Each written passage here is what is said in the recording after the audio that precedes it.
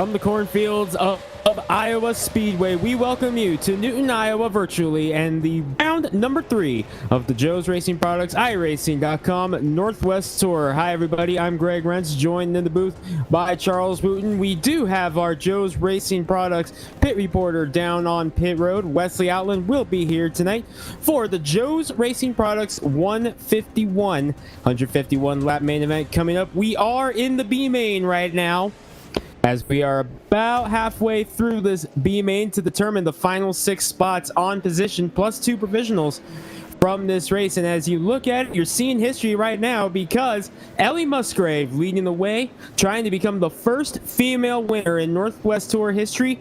He's leading the B main right now. Top 6 go to the line. That is Josh Childress in the number 80 out of Wenatchee, Washington, in the 6th position, trying to hold off Dan Lowther and Sean Brightsman and company behind him. We are going to go silent here to enjoy the end of the B main, so we'll have you guys along for the ride. There's just over 20 laps to go here in this B main, but there's about 15 left in the time limit, so you'll watch and see if Ellie Musgrave can hold on and become the first female winner in series history, and who the 6 drivers are that will lock their way into the A main. Don't go anywhere. We'll be back with the rundown at the conclusion of the checker flag.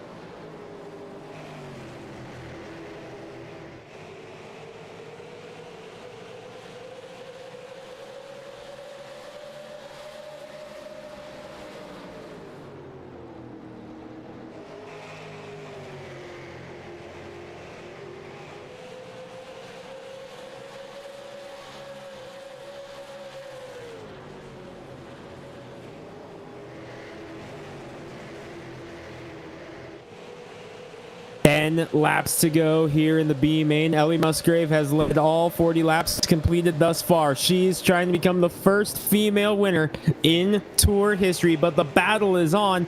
Behind them for the transfer spot, it's right now the green car of Dan Lowther and the pink car of Sean Brightsman. Those two side by side trying to race their way into the A main here tonight. Whoever finishes sixth is going. It's the battle for sixth right now. There's contact. Brightsman into the wall. Lowther hangs on, and here comes Joey Bird, second in the season opener at USA. And Brightsman, suddenly the big loser. Travis McKinney, last year's Rockingham winner, also able to shuffle up there as well. Lowther able to make that big save. And now we're going to bring my co-announcer Charles Wooten in with me here. And Charles, we just saw a big slide there for the transfer spot. What's going through these guys' heads right now as they battle out to try to race their way into the A main? Yeah, the only thing I see these guys going through their head right now is A main. That's what they're all shooting for, is that A main to get their 150 laps. You know, but you got to get through these 50 here first. We're on lap 43. It's going to be very interesting to see how it all plays out. Dan Lowther right now is the man on that last transfer spot, the hot seat, if you will. He's got a lot of people right behind him. But you know, as much as I think he's got it, as that kind of calms down, I really am impressed here with Ellie Musgrave, who's leading this race right now for the first time, leading a B main. What kind of shot does she have in the A main? We'll see if she can transfer through and get herself into the A main.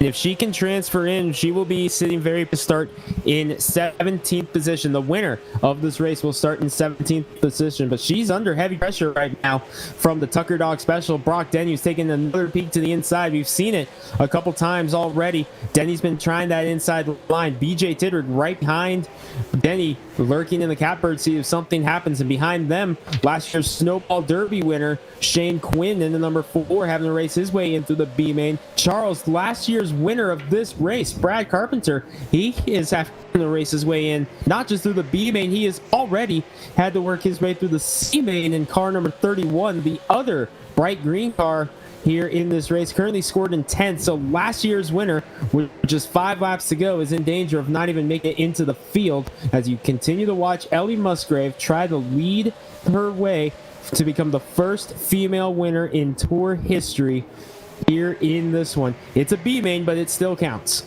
Yeah, and you know, we talked about it last week. The hype is real. So is the competition level here in the iRacing Northwest Tour. Just to give an idea, we have had an average, roughly on paper towel or napkin math, whatever you want to call it, of about 55 drivers each week. That is a lot of drivers. You know, you look at a lot of leagues, they average about 15 to 20, maybe 25 a race. To average about 55 drivers, meaning 24, I believe it is, that go to the A main, you're sending over half this field home as a caution comes out here at the last little bit. And I'm not sure, I believe possibly Eric Cheney may be involved in it.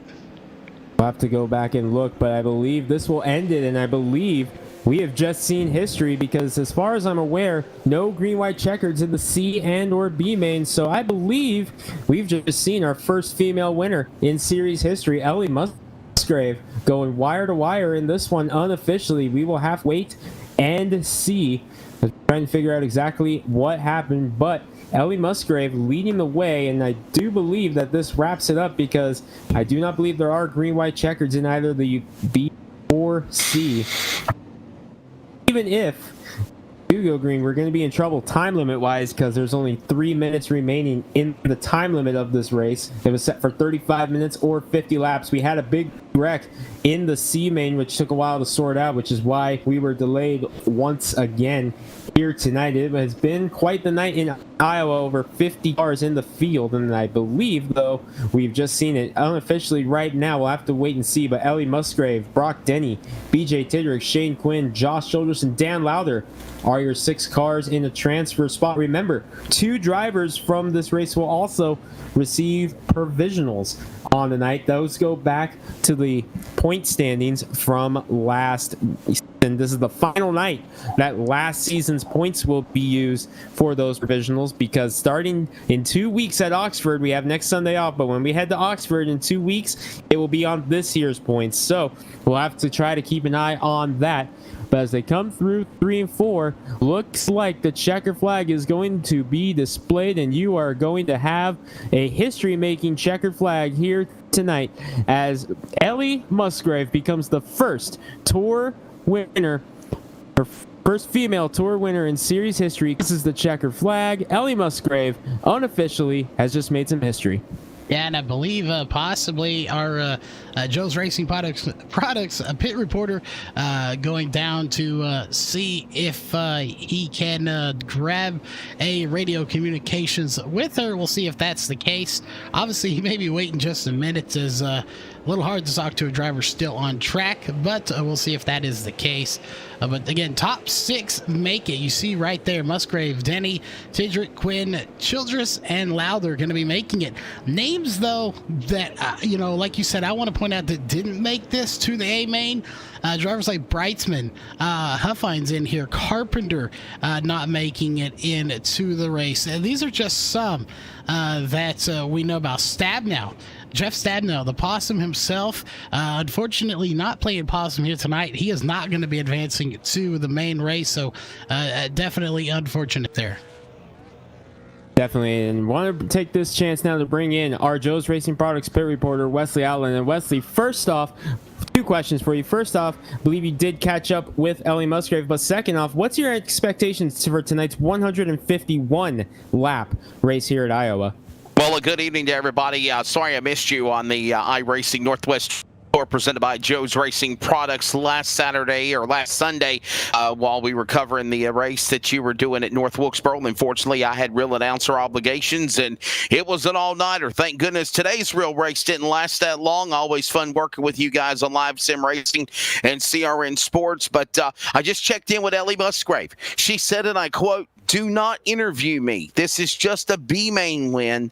I want you to talk to me when I get into the A main." So there you go. She doesn't want to have any interview. But again, history being made for Ellie Musgrave. She is the first female ever to win in live sim racing for the Northwest competition. The tale of the tape for this racetrack. First off, we're going to be calling pit stops. They're going to be taking on tires. They're going to be taking on fuel. There's going to be a halfway break at lap number 75 of this 151 lap event for the Joe's Racing Products 151. This track is 7/8 of a mile. It's big, it's fast, it's exciting, it's intense. You can see the long green flag run, Greg and Charles, or you can see a caution flag Fiesta. We'll see what goes on, and I believe she has changed her mind, actually.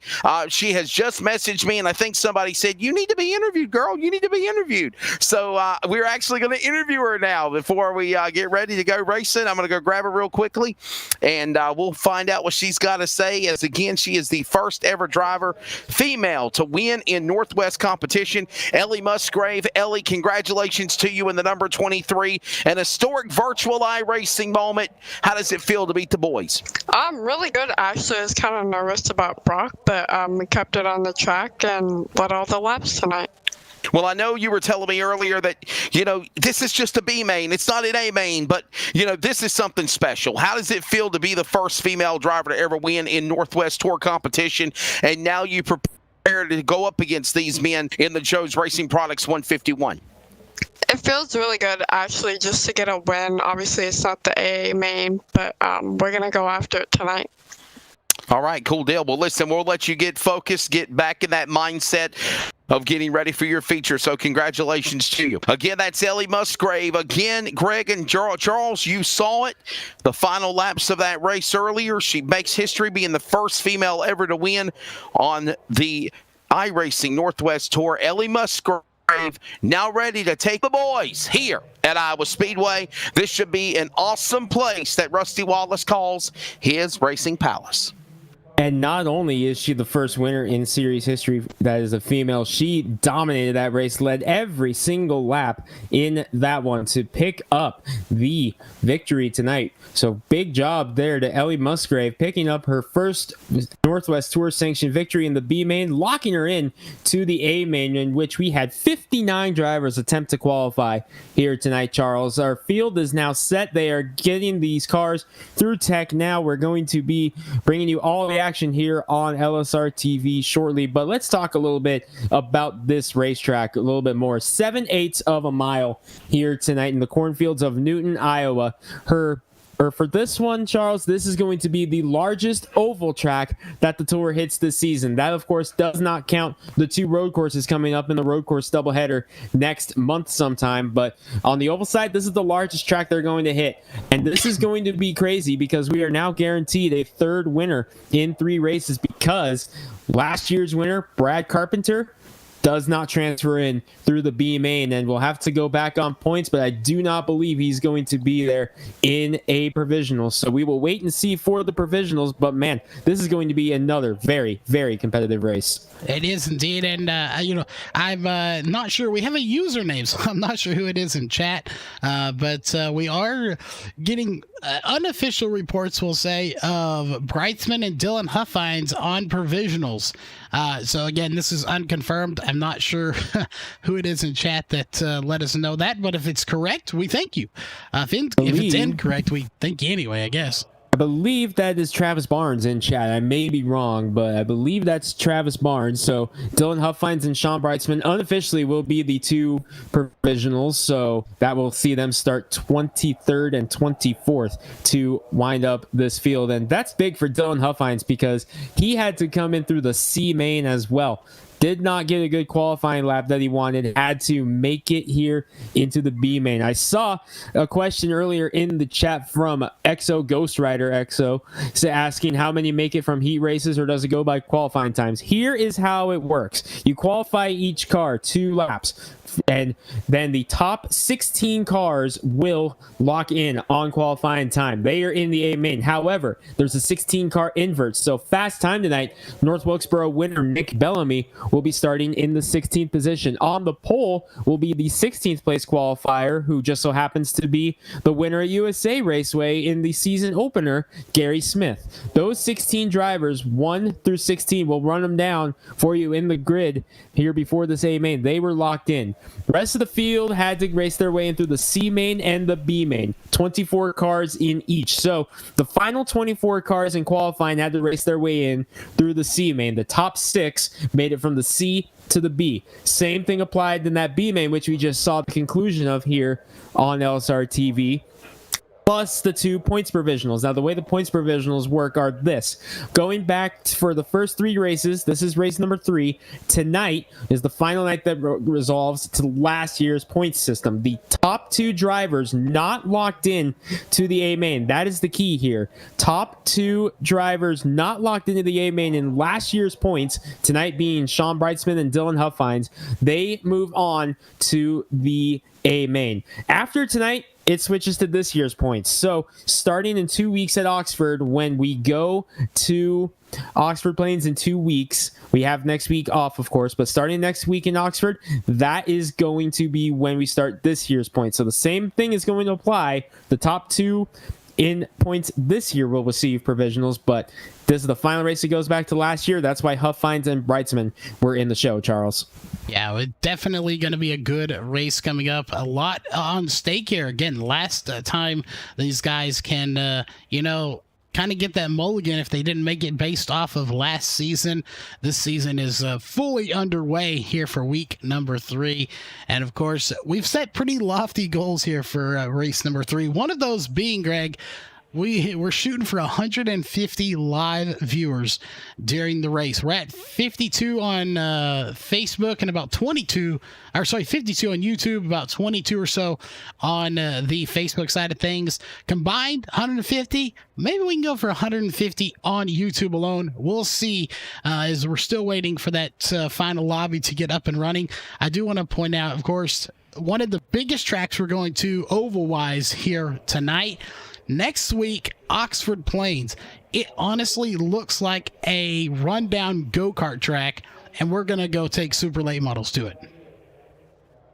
And a lot of drivers like to compare Oxford Plains Speedway to a track right here in the Northwest. It's very similar, they say, to Hermiston Raceway, located in Hermiston, Oregon. A lot of drivers compare the rough racing surface and how the track drives to Hermiston Raceway. So a lot of drivers, particularly those who run at Hermiston, your Hectors, your Huffines, and those drivers and such, they were all looking very forward to going to Oxford here this season because they compare it to Hermiston. That's going to feel like a home game for them here in 2 weeks. We're off next week, but we will be back on the 29th after the Thanksgiving holiday to get back into super late model racing at Oxford. Before we take one more break to get this series or the field ready to go, I want to turn it back down to Wesley Outland. And Wesley, again, almost 60 cars timing in tonight. We're down to 24. What do you expect to see here in this 151 lap main event? Well, one of the things we just talked about a few moments ago when we were talking to Ellie Musgrave was the fact that we could see the long green flag runs. We could see a green flag period where everybody gets nip tucked, nose to tail, stays out of that virtual form, out of trouble for 75 laps, wait till that halfway break caution comes out, take on new tires and fuel, and then they get ready for a wild 75 lapper. Or we could see calamity on the get-go. There's so many unknowns, so many question marks set aside these 24 virtual kaleidoscope of colors as they get ready for the fraternal order to go fast around the 7/8 mile cornfields of the Iowa Speedway. However, I do got a complaint. Brandon Paul from Speed 51, one of my colleagues, said, Charles Wooten, how dare you call Oxford Plains a go-kart track? That's the home of the Oxford 250.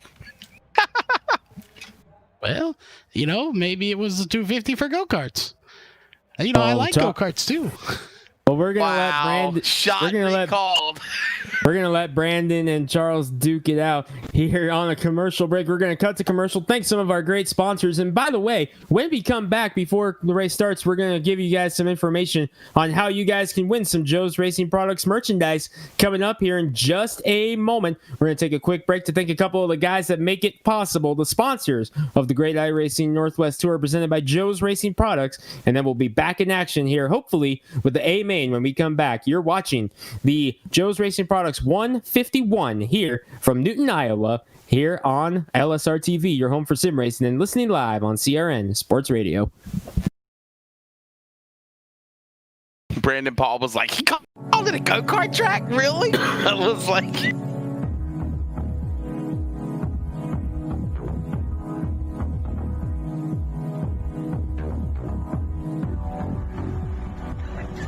Is this your car? You could take me for a ride any day.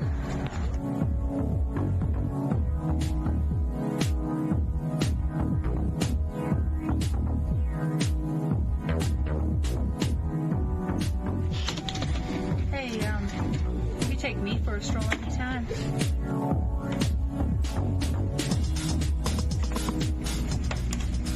I can see you with me.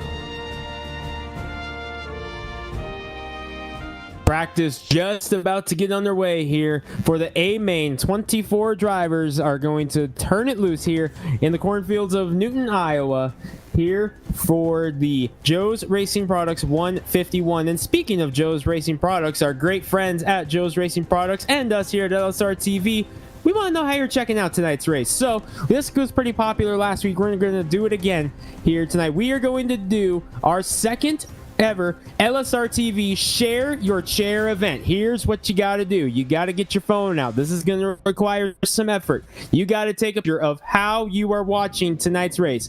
Whether you are watching it at home with the family on TV, you're watching it on your computer somehow, or if you're just sitting here watching a phone, take a selfie, take a picture of your screen, do something. Take a picture of how you're watching tonight's race, post it on Facebook, and tag both LSR TV and iRacing Northwest Tour on Facebook. You got to make sure both are tagged, so make sure you hit the little app button before it to make sure that they tag both. And again, the winner will be decided just like it was this past week with our winner from North Wilkesboro. The drivers will vote on it at practice before their race at Oxford earlier in the week, their final practice before the Oxford race, which is coming up next week. That practice will be the day before Thanksgiving. So the drivers will vote on it at Thanksgiving, and they will figure it out who is the best picture. So again, go on your phone, take a picture of how you're watching the race, make sure you tag at LSR TV and iRacing Northwest Tour both on Facebook, and let us know how you are watching tonight's race here. It's the second ever LSR TV Share Your Chair. Winner this week is getting some Joe's Racing Products merchandise, a couple t-shirts and a hat, courtesy of our great friends at Joe's Racing Products, Charles.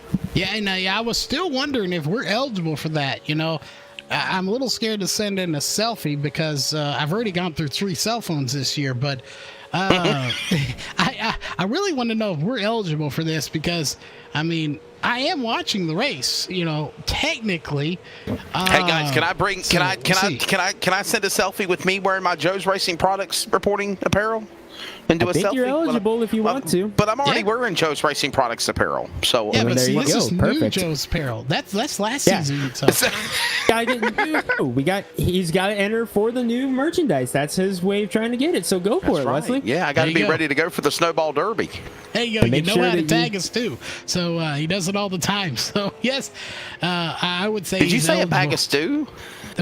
No, he said tag us too. Yes. Oh, I thought you said a bag of stew. I was like, I'm getting hungry. I don't know why.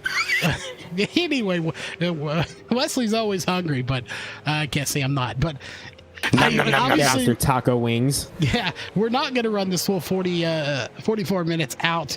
They will be advancing. Before that, Greg, again, I can't stress how much we have been looking forward to this race all week long. You know, I always look forward to all of our broadcasts, but seeing these guys intertwine with the Northwest Truck Series and Cup Series, where we get to see our, one of my favorite drivers of all time, Jeff Stabnow, Sean Breitzman, all those guys over there, Mark Walls when he was racing, getting to see these guys merge together for this series, and of course also these guys going over there, them coming over here, it just makes it that much cooler. I can't wait to see what 151 laps is going to be like here tonight. I think we're going to see a lot of green flag racing. I don't think we're going to see too many yellows here tonight. Well, the B and the C mains were relatively clean. We've had some disastrous stuff happen in the C main, and got to get this out right now. Bryce, no, you cannot message me. It has to be posted on Facebook. Bryce Clark, one of the drivers who competed in the C main, it has to be posted on Facebook here in this one for that one, and you have to LSR TV and iRacing Northwest Tour. Speaking, by the way, Charles, of what we were talking about there with the other series, that's the Northwest Racing Series. They race Cup cars on Monday and trucks on Thursdays. And just so happens, a lot of these drivers are going to be right back here at Iowa Speedway Thursday night, the round of 8 kicks off for the Northwest Truck Series playoffs here at Iowa. Many drivers in the field tonight will be right back here, so this is a chance for them to get some seat time for that playoff race. Yeah, and seat time is crucial. You know, I believe, if I do recall, last time we came to Iowa Speedway for the Northwest Cup Truck Series, which was Xfinity back then. I believe it was the Xfinity Series, and don't quote me on this, but I do believe we went caution-free at that race. I also do believe Jeff Stabnow may have forgot to turn cautions on, but either way, we still went caution-free. You know, this track can produce a caution fest. Unfortunately, it's a short track, but it can also produce some really good racing, and we're about to see how good that racing is going to be, as they have thrown the checkered flag there on practice, which means it's time to get down to the ComServe Wireless starting grid, and I expect to see some really good racing and some really fast-paced racing here, Greg. Wesley Outland and I will be on the call this Thursday night at Iowa Speedway for the trucks. But like you said, Charles, they are gridded up and ready to go here for 151 laps here. And we're going to bring it to you right now, starting, of course, with your ComServe Wireless starting lineup. On the pole for tonight will be the winner of the season opener at USA 2 weeks ago, Gary Smith, number 79, with Levi Allen, I believe, locking into his first A main of the season. Row number 2, we're going to see Scott Mann and Casey Garber starting 3rd and 4th. 2 cars with a lot of speed in the season there, Charles. Yeah, they definitely have the speed. Isaiah Gale in the 14 going to be starting inside row 3. And on his outside, one of those drivers looking for the extra seat time is going to be the 83 of Chris White. Row 4 is going to be Jason Day and Matt Hackathorn in the 84 and the 52. Keep your eyes on the driver starting in 9th. He won the Development Series League, or the Development Series race here in the Pro Late Models on Friday night. That's Cole Raz in number 21. Last year, he finished 2nd in points. We're talking about the 44 Ryan Gormley. He starts in 10th. Travis Barnes led the most laps last week in North Wilkesboro, but came up just a little bit short. Along with everybody's pick for the championship, Caden Anderson will start in 12th. In row 7 is going to be the 97 of Chris Carroll. And the 23, your B-Main winner and first transfer, obviously, from the B-Main, Ellie Musgrave. Row 8 is going to be Brock Denny in the 64, and Shane Quinn, who we know has speed, and he'll be looking to take it to the front in the number 4 machine. Already got the one to go, so we're going to go quickly. Josh Childress and Dan Lowther, 17th and 18th. Travis McKinney, Sean Brightsman in on a provisional. BJ Tidrick, Bart Hector Jr. getting in the NEOL, with Seth Frazier and Nick Bellamy rounding out the field. And before we go green, I believe Wesley has caught up with our pole sitter. Gary Smith, real quickly, you're on the pole. What's it going to take to win here in the Joe's Racing Products 151 at Iowa? I don't know. I got to save some tires here early, I think. But leading this race, you can't really. So we'll see what happens here. How do you think this race is going to be for the first 25 laps?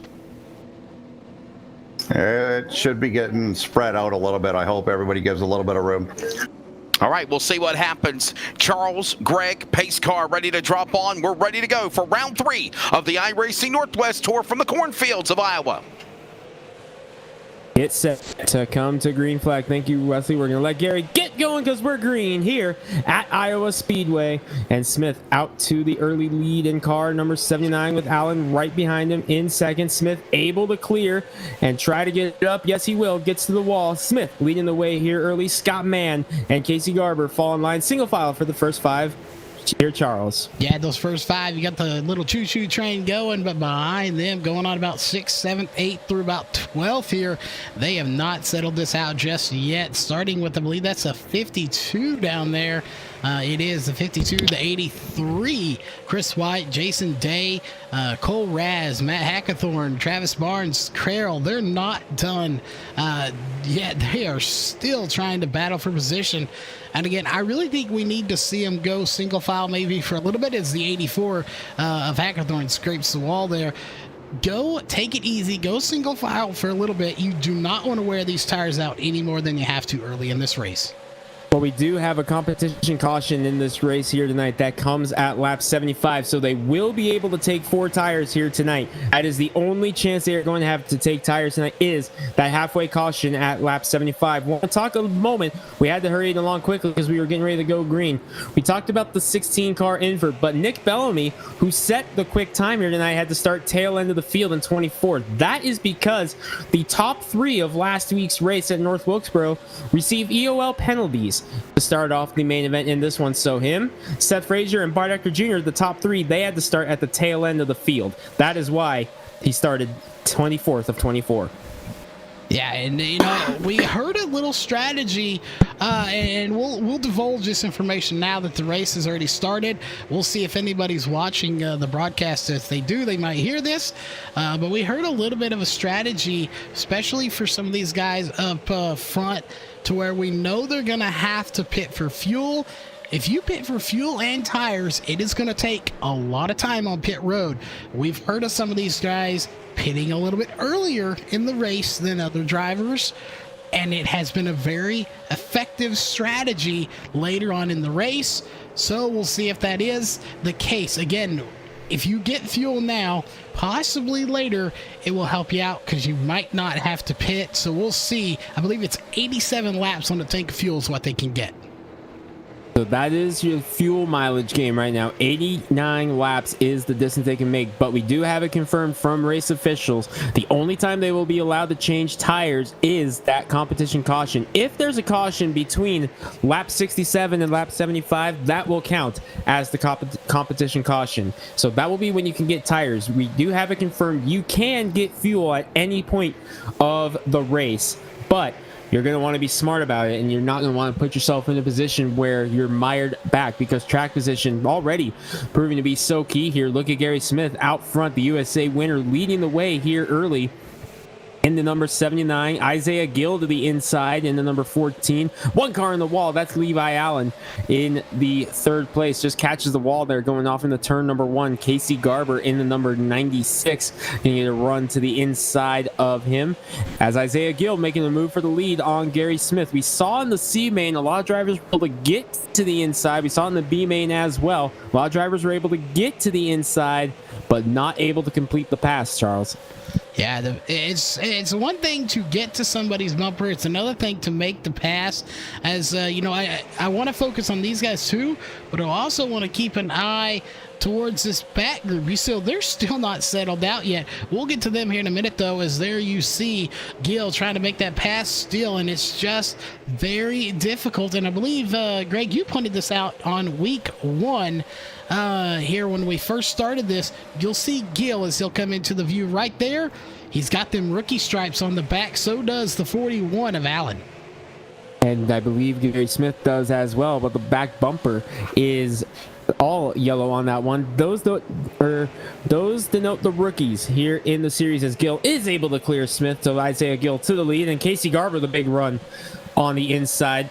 Would you believe that we have almost a 50% rate of rookies in the season this year?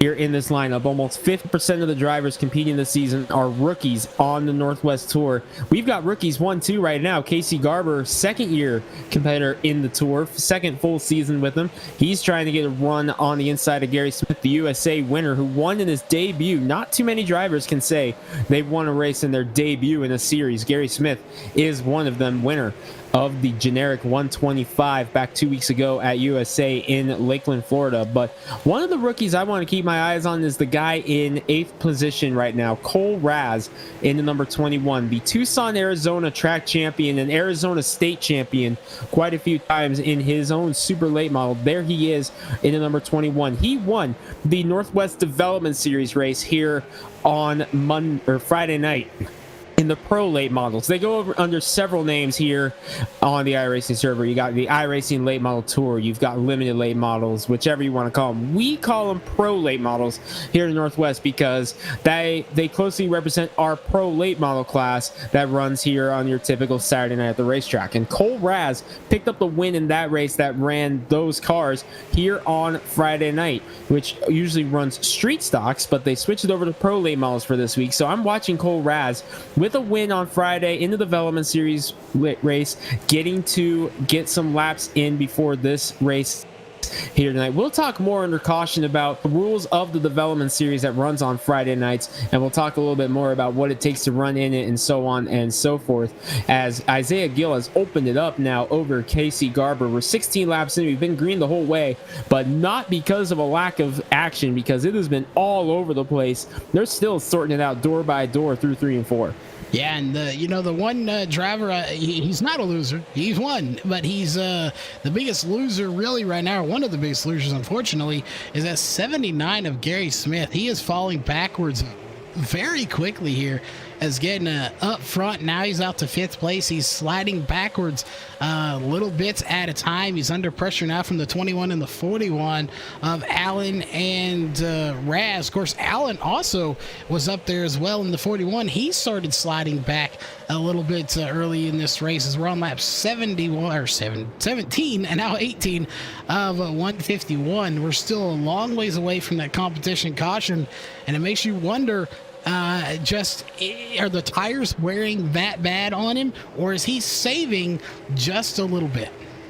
Might be saving. Those are your top 2 starters that you talked about right there. The front row make it up right there. They are the ones falling back. The biggest mover of the race so far is the driver in 3rd right now, Travis Barnes, in the number 8. And what did he learn last week in North Wilkesboro about tire management? Because we saw that wound up being what cost him the win in that one, as his tires were just burned off while the guys behind him, including Bellamy, went on to win. Had just enough left in the tires to get their way around Travis Barnes. So Barnes, what did he learn last week, and will he apply it to the race here tonight in Iowa, as Casey Garber slides up just a little bit there, and Barnes able to get around. So move Travis Barnes to 2nd from the 11th starting position, already +9 in this one. Garber, though, with the crossover to come fighting back on the inside. Yeah, these guys are not giving an inch right now. Everybody wants as many positions as they can get. You mentioned it early in this race. Track position is huge. These guys somewhat settling it out. You go back here, this is just 5 o'clock traffic on a 2-lane highway, basically, and they are just back and forth, just duking it out for every spot they can get. And I want to point out here, as we take a look, back at 18th, not quite sure the exact position where she started, but Ellie Musgrave currently was 18th, now 17th, as she's trying to pick her way through this field. And it's gonna be difficult to fight her way through this field. A B main win is a B main win, but you still got to get the A main, and it is proving quite difficult for some of these drivers in the back to get through this field. Another notable driver back there, BJ Tidrick, and of course Sean Breitzman, Seth Frazier mired back there, and Dan Lowther. All these big name drivers that we're used to seeing towards the front, they are mired in the back of this A main.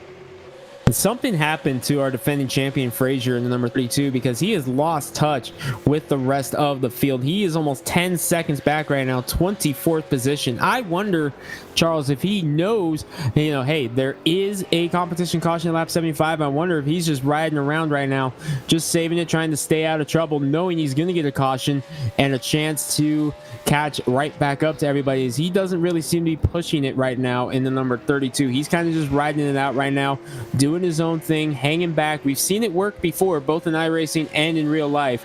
So a lot of time to go, so I think Frazier's just kind of riding it out right now. But again, you talked about Ellie Musgrave in the number 23 B main winner. She's trying to fight right now for 18th and 17th position. Bart Ecker Jr. right behind her in his number 82 car. He had to start on an EOL along with Frazier and Bellamy, because they finished out the podium last week at North Wilkesboro. They were 1, 2, 3. Hector was 3rd. Took the EOL to start at the back. He has to work his way up through he is trying to fight his way up there. Tidrick, he was one of those drivers who raced his way in through the B main, as is Dan Lowther in the number 60. They had to race their way in through the B main. We saw Lowther with that incredible save earlier tonight in that B main. He had to do that just to get into this race, kind of mired back in traffic right now. All Isaiah Gill up front, but Travis Barnes is beginning to reel him in, as the top 5 have kind of spaced themselves out now, going back to Scott Mann in the number 90. Cole Raz, by the way, has jumped up into the 4th position, and I wonder, no doubt, that seat that development series experience of Cole Raz is definitely coming into play here. That win did mean wonders for the Arizona driver. Yeah, it definitely is. And, speaking of wonders, this race itself, we went live for part of the B main there. Obviously, we didn't go live for the C main, but both the C main and the B main had two cars, thinking they had some Red Bull in the tank as they went for a little bit of a ride in the air. I believe one in the C main was the number 80. And then, of course, Jeff Stabnow in the 25 went upside down, rode on the top of another car for a while before coming back down on all four. That was the C and the B. We are 29 going on 30 laps into this A main. So far, caution free. Could this race go the rest of this way caution free? Of course, other than the stage caution at lap 75. We've seen it happen before with this series. They have done some amazing work here in this one. Here, green so far, working lap number 30. I believe our Joe's Racing Products pit reporter, Wesley Outland, has been going around talking to some of the crew members here. And I believe, Wesley, you have an update on some of our drivers. I have. We're coming up on 30 laps in, and everything I've been told so far is just hold your line, stay where you're at, don't make any crazy moves right now. And we talked about this, Greg, when we came on the air during the pre-race show. How was the race going to be? And so far we had a little scare just a moment ago. We got one car off the pace, but it looks like he's going to keep on going. But for the most part, 30 laps now, we've been clean and green, no problems. As we do got a car off the pace, I'll try to get some more information on it. But right now, Isaiah Gill doing a phenomenal job. Travis Barnes, he's made a couple of shots at him, but once he put it in overdrive, he's put it at like almost a half a second lead back to the leader, and he's got a really, really strong run. Everybody just kind of being complacent, if you will, right now in the opening lap. So the Joe's Racing Products 151. That's BJ Tidrick, who's off the pace, and Wesley's going to go check in with these drivers. But yeah, Travis Barnes really beginning to close in here on Isaiah Gill. And Barnes looking for some redemption. 3 wins last year in his rookie campaign here on the iRacing.com Northwest Tour presented by Joe's Racing Products. 3 wins on the season. Here he is running in second, still searching for that first win of the season. Led a lot of laps late at North Wilkesboro last week, Charles, but the tires were just gone on the number 8 cars. He looked like a Formula Drift car by the end of the race with how he was trying to fight that thing. What we haven't gotten to do yet is talk about the track temperature. Remember, we saw an all-time record at North Wilkesboro last week, 144 degrees at North Wilkesboro last week. Not as bad tonight, only 95 degrees, the current track temperature, as I believe Wesley has indeed caught up with the 72 of Tidrick.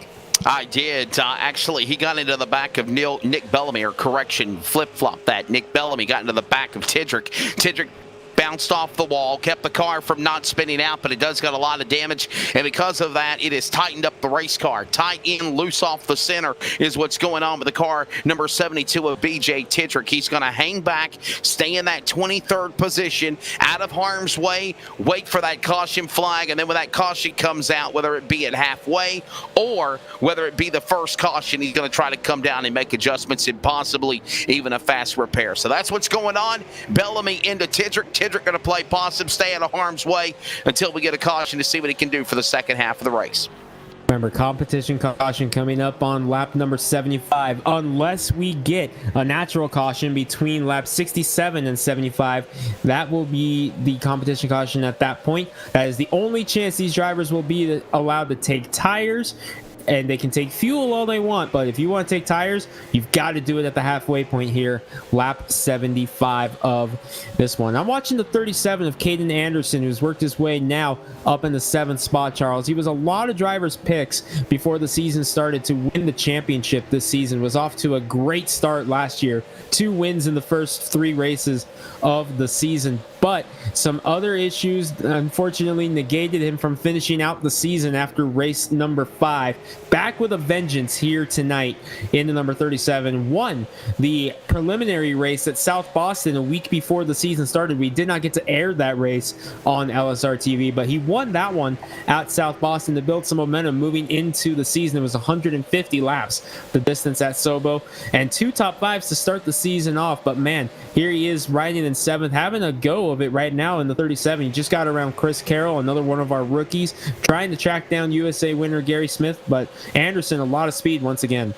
Yeah, he's got a lot of speed. He's got that 97 of Chris Carroll right behind him as well. Carroll's got a lot of speed in that 97 machine right behind them, the 44 of Ryan Gormley, and he's got some fans out cheering him on here tonight as well. And the fans out in the stands out there, not social distancing here tonight, as they are just cram-packed into the stands, even back in the RV section back here at Iowa Speedway. So good to see all the fans out here tonight. And this battle for the lead, I want to talk about it here for a second. Travis Barnes and Isaiah Gill, they have been back and forth. At some point, you'll see them, less than a tenth. It'll be 0.066 seconds away. Then it'll get up to about 0.299 seconds away. They're really coming together and then stretching apart depending on where they're at on the track. Right now, turn 3 and 4, that gap is 0.133, and it'll probably stretch out a little bit as we get into right about here. Now it's up to about 199 and going into the backstretch. So obviously, the 14 of Gill is faster in 3 and 4, and Travis Barnes maybe a little faster in 1 and 2. Barnes trying to reel in Gill, but here's the thing, Charles. Look who's worked his way up to third. Cole Raz in the number 21, and if they start getting slicey and dicey like they're getting ready to, that's going to allow Raz to reel him in, both Barnes and Gill, as he's gotten around Garber. So now Cole Raz in the number 21 will be coming up and trying to reel them in soon. Chris White, the number 83, a playoff driver in the Northwest Cup Series, which competes tomorrow at Charlotte Motor Speedway. They have their cutoff race of the round of 12 tomorrow. Chris White in the 83, a playoff driver in that one. 2 wins on the season for him in the Cup Series. He is looking for his first Northwest Tour victory as well. Something we didn't get to talk about in the pre-race, Charles. The 2 races already complete this season. Both have seen first-time winners on the tour. Gary Smith in the 79 won at USA, and then Nick Bellamy last week at North Wilkesboro. 2 drivers with their first win of the tour, and right now, 5, the only driver in the top 5 who has visited victory lane is the driver in second, Travis Barnes. 3 wins last season, but still searching for that first one this year. Yeah, and he is right there. He is on the back bumper of trying to get that win here this season. And again, we talk about it as he's going to slide up the track just a little bit, still unable to get the lead. He is chasing down a rookie. There are a lot of rookies here in the season, and let's take a look here if we can. Not the best thing. We'll see if he goes down a little bit low as you're riding on board with Travis Barnes. And he's going to try to get to the inside. Can't quite make it work. And there you'll see it. Those are those yellow rookie straps right there, indicating that you are a rookie. But rookies are leading the race here. They're in the top 5 and top 10. So it goes to show you, just because you got the rookie stripes don't mean you're driving like a rookie here tonight. No, we are seeing some spectacular driving, and that is what we've come to expect with the Northwest Tour. Rookies and veterans scattered throughout the field.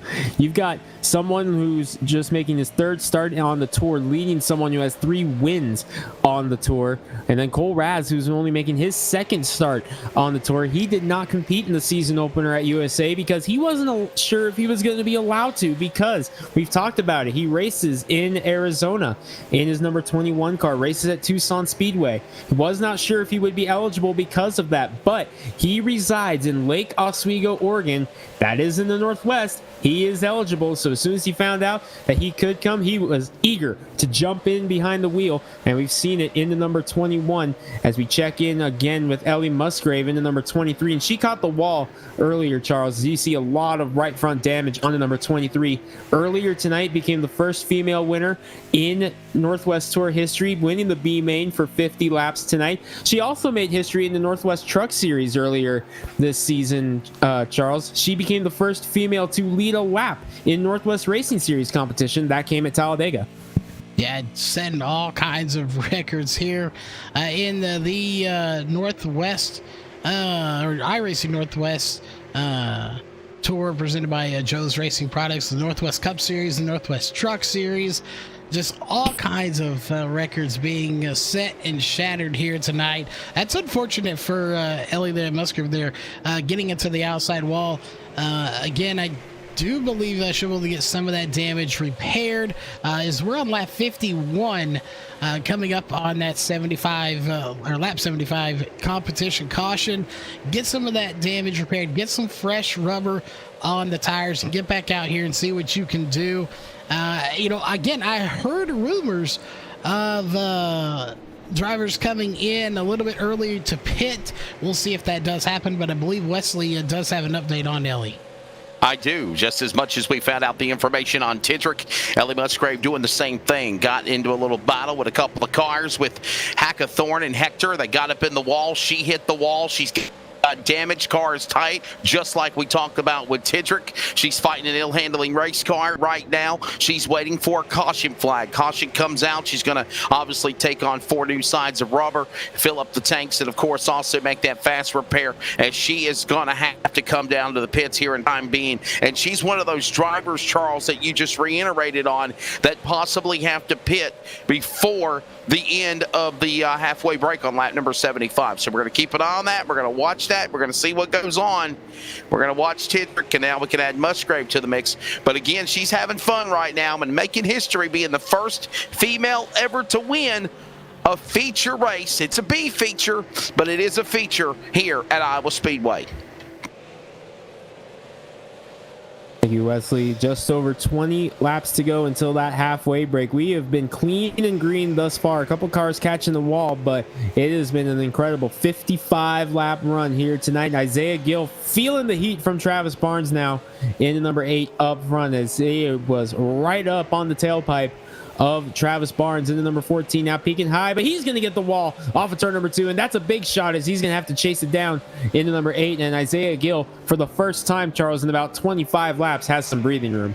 Yeah, that is the most breathing room he has had in, let's say about 50 laps or so. So he is definitely looking forward to this little bit of breathing room. But, I know Travis Barnes, probably not quite as good as you do, but I know enough about him to know that damage or no damage, he is not going to sit back and stay right now, but about 5/10 away. Give him 10 laps. If we, of course, will be almost to the competition caution getting there, but 10 laps, I think he'll be right back on the bumper. That damage is not going to slow Travis Barnes down for long. No, Travis Barnes is going to be up on the wheel as long as he can. If there's 4 tires still on the car, he is going to try to wheel it. Even if there's 3 cars and he's got a flat tire, he's going to wheel that thing for all that it's worth. And that's what got him 3 wins here on the tour last season, most recently coming at Lane Year in the penultimate race on the season, Charles. So Barnes knows how to get it done here in the tour, still searching for that first win of the season.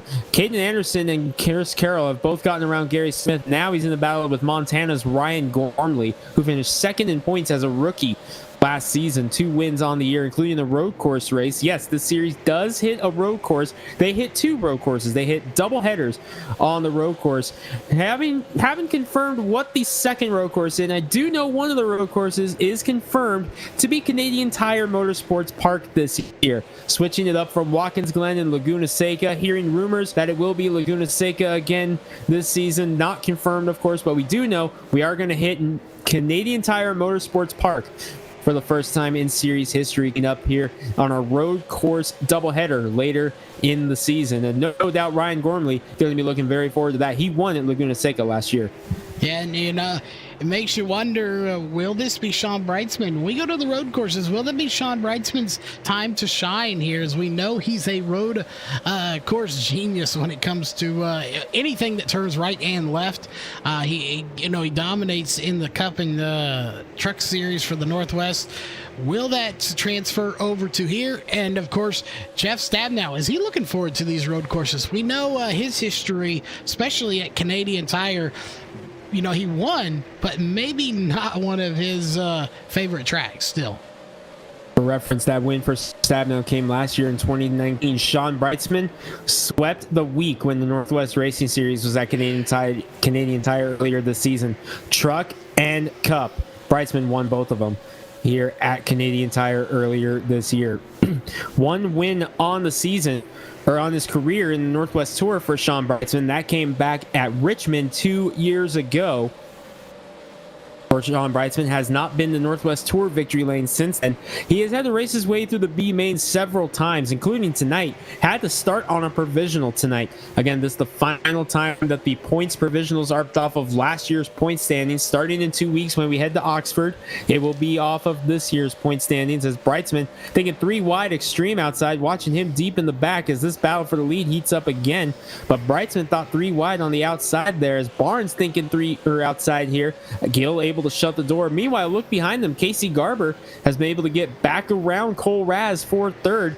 We're closing in. We're about 10 laps away from the halfway point of the race, which means these drivers are going to start thinking about fuel and see if maybe we see anybody come down pit road before the caution. Like you said, there were rumors flying around that someone was going to try it, or if they're going to stick with it and go green until back position. We're about 2 laps from the window of which we will throw the competition caution if the yellow falls before lap 75. As look what's happened here, Charles. Travis Barnes, like you said, not letting the damage get to him. He's right back up on Isaiah Gill. Yeah, and then I think if we're gonna see somebody come down pit road, I am my money's on Seth Frazier. I think he's gonna come down probably within the next 5 laps. My money is on that Seth Frazier comes down in the next 5 laps, and we know they can run about 89 laps, 87 to 89, so he should be within the window. He has 85 laps to go, so I think him and maybe 1 or 2 other drivers may take this strategy and come in and fill up on fuel now, get tires on lap 75, so your pit stop under caution will take less time. Go ahead and get your fuel. You're good till the end. What's 10 more laps really going to hurt on these tires? I don't think it's going to be too much. I do think we're going to see some takers to come down just a tad bit earlier than the rest of this field.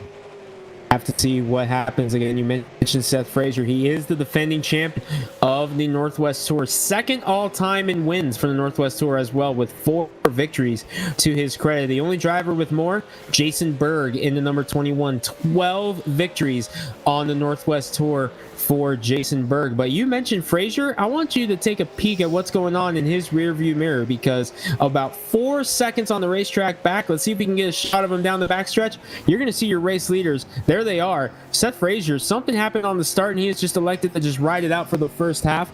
Your race leaders are about 4 seconds behind it on track. We are in the window now that if a caution were to come out between now and lap 75, that it would count as the competition caution. But the way this race has been going, green for 75 laps, it has been spectacular racing. But Charles, I am not expecting that to happen in the second half when you know the action is going to pick up. Yeah, the action's definitely going to pick up in that second half. And this makes me wonder here. I was thinking maybe Seth Frazier would come down and pit. However, that may not be the case, as we have one car spinning and caution is out. We have a caution out on the track. I believe that's the 80 of Josh Childress. And we have our first caution of the night. We are inside the window. This is going to be the competition caution. We take a look at a replay here on this one. What happened with the 80 of Childress? Maybe some contact with McKinney. We'll have to get another look as you see him riding the wall. Dan Lowther. Oh, another car in the wall. And Tidrick collected as well. And we're also now, and we'll see if we can catch up with one of these drivers. We'll see if Wesley can go make his way down and catch up with 1 or 2 of these drivers. This is also going to be our first look at the tap out rule here tonight. We'll have to see who is going to do it. The tap out rule is in place for these drivers to self-police at this one. If a driver feels they are at fault in that one, as you take another look at it, they will say, hey, I'm tapping out. If they tap out, no further punishment necessary. But if you do not tap out and it was determined that you were at fault and causing the caution, there will be post-race penalties. As we take one more look at it from our aerial coverage. Of course, all aerial coverage brought to you by All American Pools here, Charles. One more look at this. Yeah, this one's tough here. The 80 did get loose, but he kept it together. And yeah, I thought the 48 may have tapped him, but it looks like the 48 kind of went up a little bit. Maybe the 80 thought he was going to get him, overturned a little bit, overthought what was going to happen, and just got it loose into the wall. So I don't see any fault to the 48. Looks like the 80 really just thought the 48 was going to come up, overcorrected, and put himself into the outside wall. And hey, guys, it looks like Josh Childress is probably going to take blame for this, but you see the whole cavalry. They're on pit road right now. A lot of activity on the pit lane. You see the entire pits are completely swamped with drivers now beginning to make exits off the pit lane. Barnes is in, Gill is in, Anderson's in, Travis Barnes, Isaiah Gill, first two off the pit lane, along with Caden Anderson, Casey Garber, Kevin Gormley, Chris White, Dan Leather, some of those drivers, Lowther, some of those drivers we mentioned on the Northwest Cup and Truck Series tomorrow night and Thursday. And again, it's sounding like the number 80, Greg, of Josh Childress is going to take the blame for the accident. I'm going to get a little bit more in depth and try to talk to one of the crew members, see if we can grab an in-car audio interview with him. But right now it sounds like he's going to take fault for it. Dan Lowther, other guys, just victim of circumstance. But we talked about this. A green flag run up until lap number 65. Now I think we're going to Katie bar the door here in the Joe's Racing Products 151, and business is going to be exciting for the second half here at Iowa. Oh, it is on from here, Wesley, and we do have it confirmed. We'll see if you can make it down and catch up with him, but we do have it confirmed that Josh Childress did take the tap on that. And Charles, we've seen it a couple times, not necessarily in this one. Oh my goodness. Hold on, we have a big update. The number 8 of Travis Barnes won the race off pit road. And I think I know how. Speeding on pit road on the number 8. He is falling to the back. Second place was hounding the number 14 of Gill before that. And there you see him, Charles. Travis Barnes in the 8, speeding on pit road. He's going to fall to the back. That is very unfortunate for Travis Barnes. Again, a good racer, but you know, you look at historically great drivers in the history of racing, and even the best make mistakes from time to time, and that's what happened to the 8 of Travis Barnes. Again, very unfortunate for him. He's going to be mired back in the field here with Ellie Musgrave and Sean Breitzman. Looks like Musgrave may have got some of that damage repaired, but not much of it. We'll see how the car handles, and can Travis Barnes get his way back through this field? Is obviously track position key, and it's been very difficult to get through the field. Under caution here at Iowa, we're going to take a quick break to thank some of our great sponsors here at LSR TV. When we come back, we'll drop the green for the second half of this one. You're watching the iRacing.com Northwest Tour presented by Joe's Racing Products on LSR TV and CRM Sports Radio. ETE Reman is the world's best remanufacturer of transmissions for import and domestic cars and trucks. Based in Milwaukee, Wisconsin, our customers are repair shops, auto parts stores, dealerships, and distributors. And with 6 nationwide warehouses, we're where and when you need us. So when you're looking for a transmission that is like new, only better, instill confidence and install ETE Reman.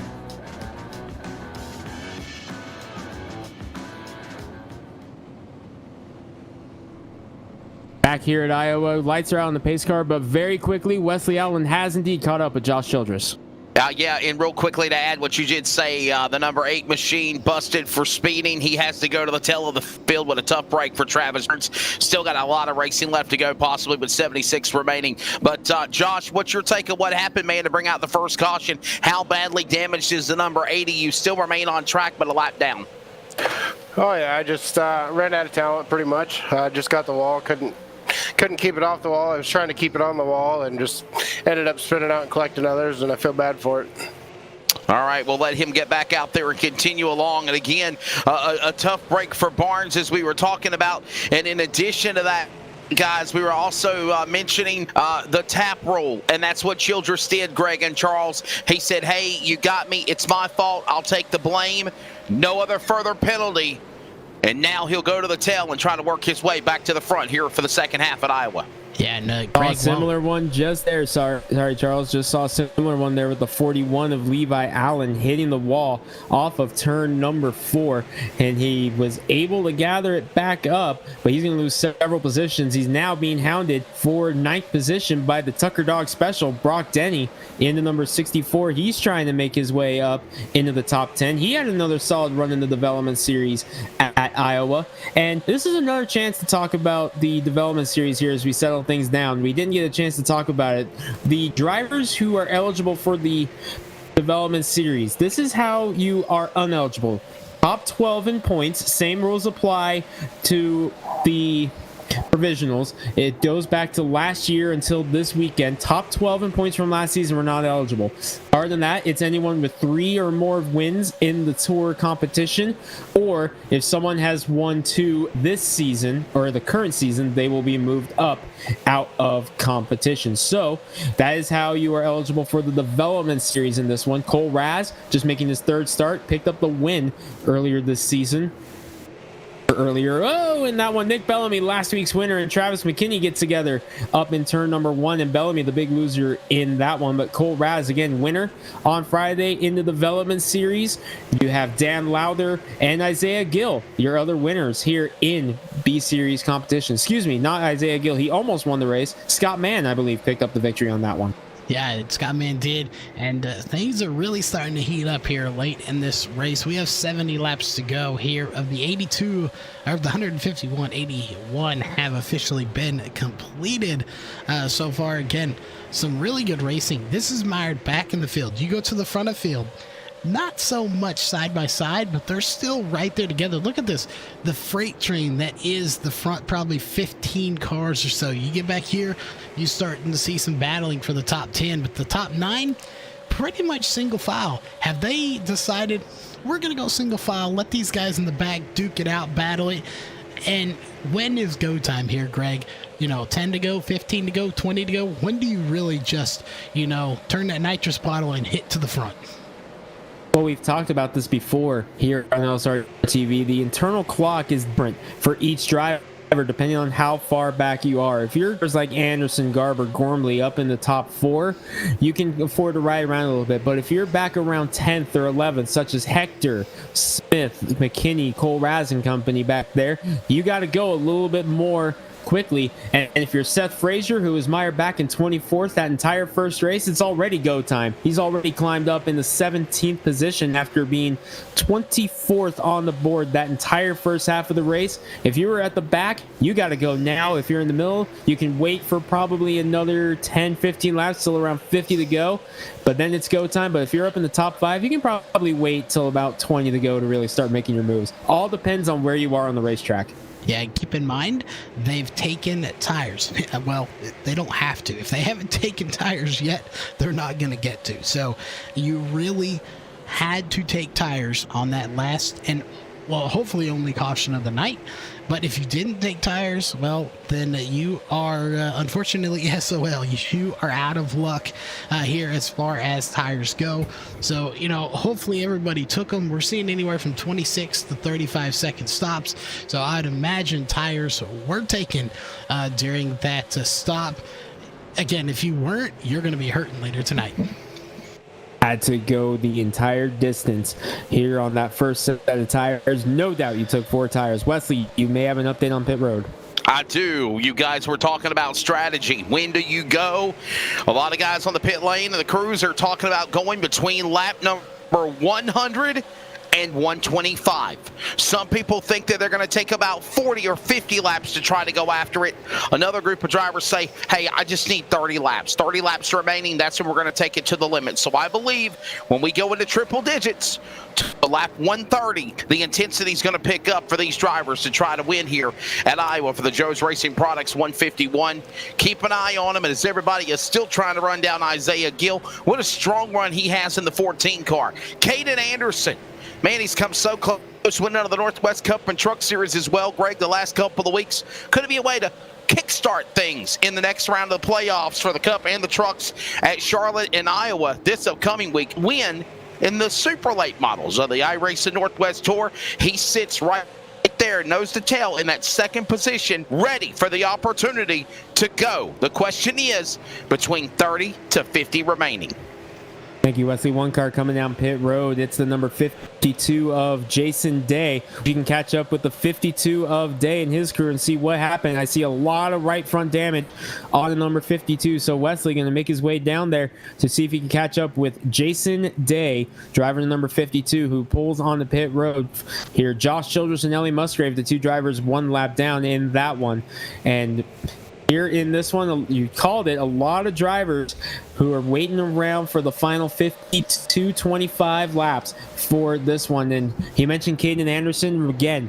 He was the pick a lot of people pointed at to be the champion of the series before the season started. Started off big. The preliminary race of the tour, before we started airing it here, we did a 150 lap kind of season opener, like a knock the rust off race at South Boston, and Caden Anderson picked up the victory in that one. Has yet to visit victory lane here in the Northwest Tour on LSR TV, this being week number 3, but always a threat, was everybody's pick to win the championship. He rides in second right now. Wesley, down to you on pit road.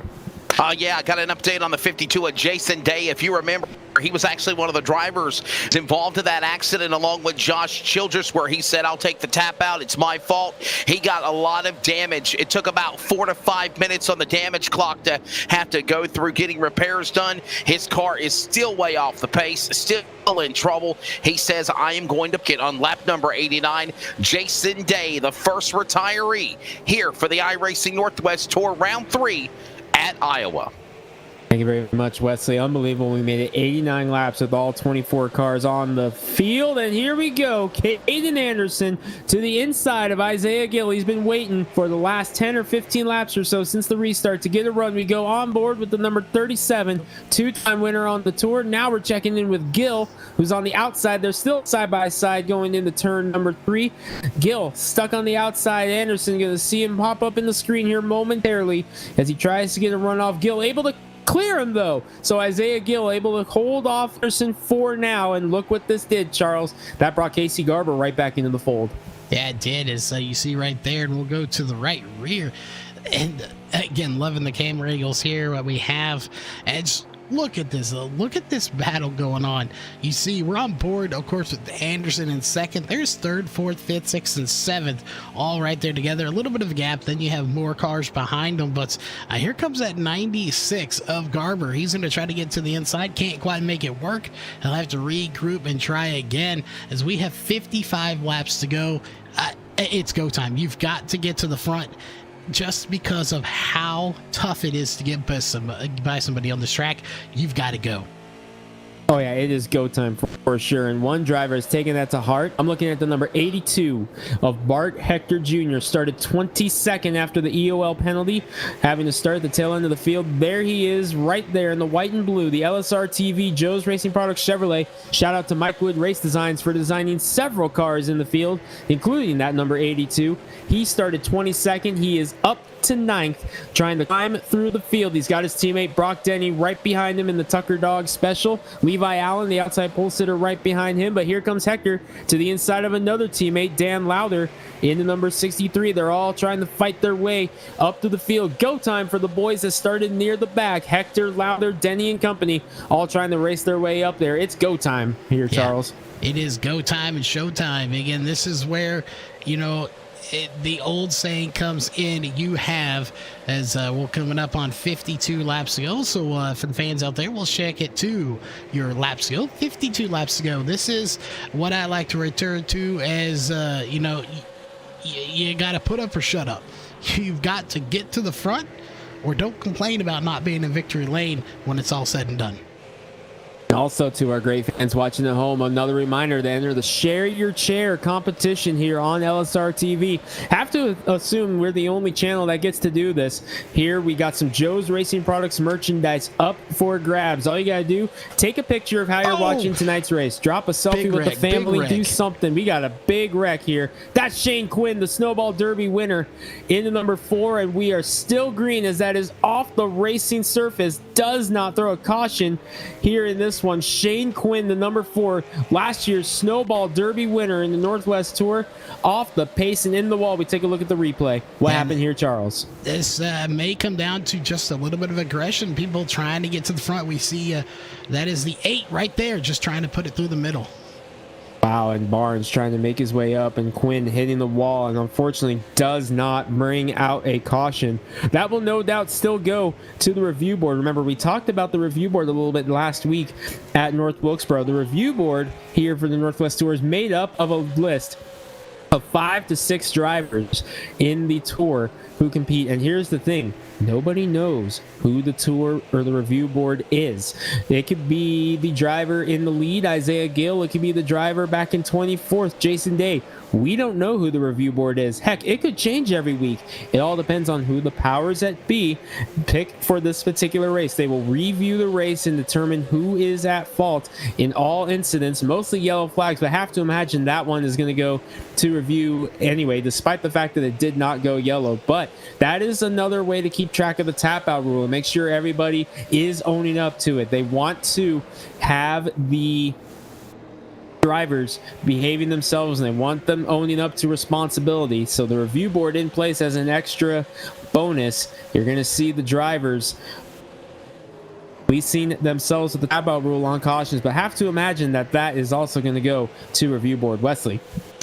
Yeah, Shane Quinn and crew definitely not happy. They're saying that the 8 car was maybe being a little bit too aggressively. Travis Barnes got into him. Racing deal or not, Charles, you called it, and he feels that maybe there might have been a little aggressive there for Shane Quinn. Quinn badly damaged. He says, and I quote, "I don't even have power to the car. It feels like I don't even have power to get this car back up to speed." So we possibly might be looking at another driver dropping out here soon if he cannot get this car back up to speed, or if he can't get a late race caution and go for a fast repair. Thank you, Wesley. The Quinn Property Management, number 4, off pace after that shot to the wall. Last year's Northwest Snowball Derby winner. Unfortunately, not going to get it here at Iowa. Finished 3rd in the season opener at Iowa, and it looks like Wesley, he might be getting ready to come down the pits as he gets out of the way of Jason Day in the number 52. We'll have to wait and see if he stays out on track. Yes, he will, but that number 4 definitely under power here in this one. Top 3 beginning to break away a little bit now from Ryan Gormley into number 44. Gill, Anderson, and Garber. Nose to tail right now. Anderson and Gill able to pull away from Garber a little bit, who kind of had to chase it up the hill just a little bit there off of turn number 4, but able to fight back on the inside. Anderson, of course, fresh off of a huge late model win here in his actual car at his home track, Yakima Speedway, won the Pro Late Model Fall Classic this year for his first career late model victory. Big one to win the biggest race of the year for that style of car here in the Northwest at his home track, the Fall Classic. Yeah, and I do want to point out real quick here, just to let everyone know, we counted Jason Day out of this race. He's back in the race. He's 14 laps down.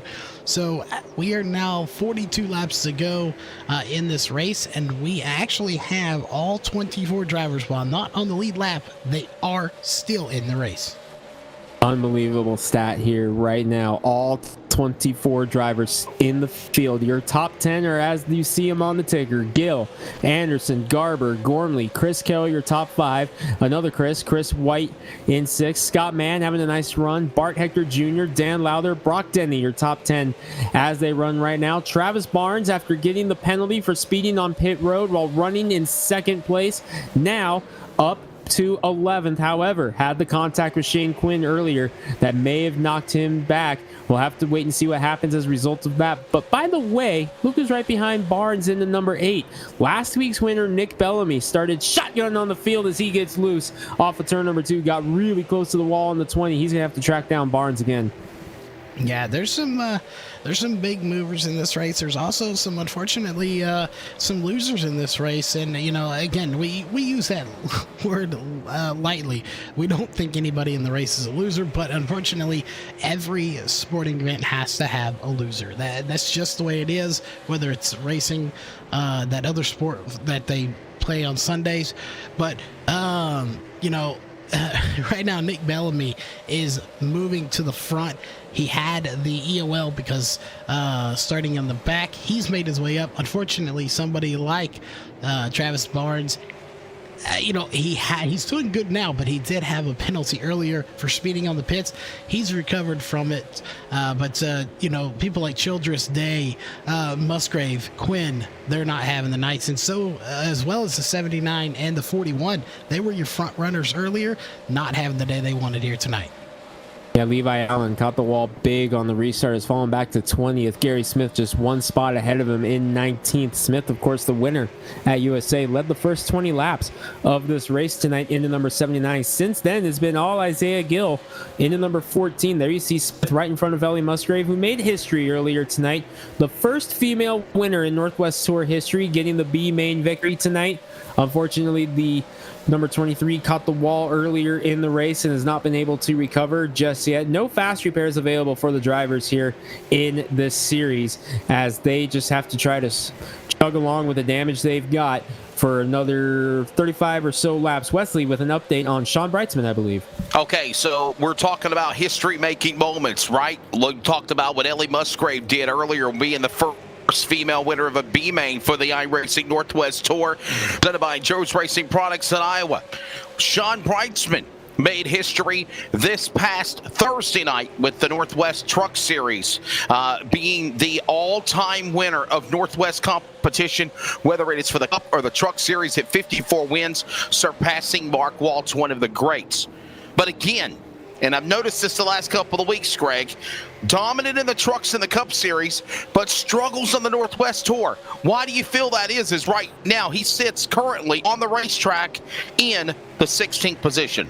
That, Wesley, is just a credit to the incredible talent in this field. Brightsman, the winningest driver in Northwest Racing Series history, like we talked about, picked up his 54th career win in Truck, Cup, or Xfinity competition in the Northwest Racing Series.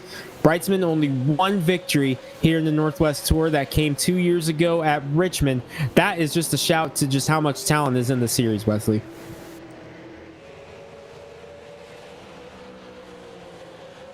All right, checking in on some things. We do have some people sending in. Again, we have roughly about, let's do the math here for you, about 105 people tuning in right now. You still got a chance to get some Joe's Racing products.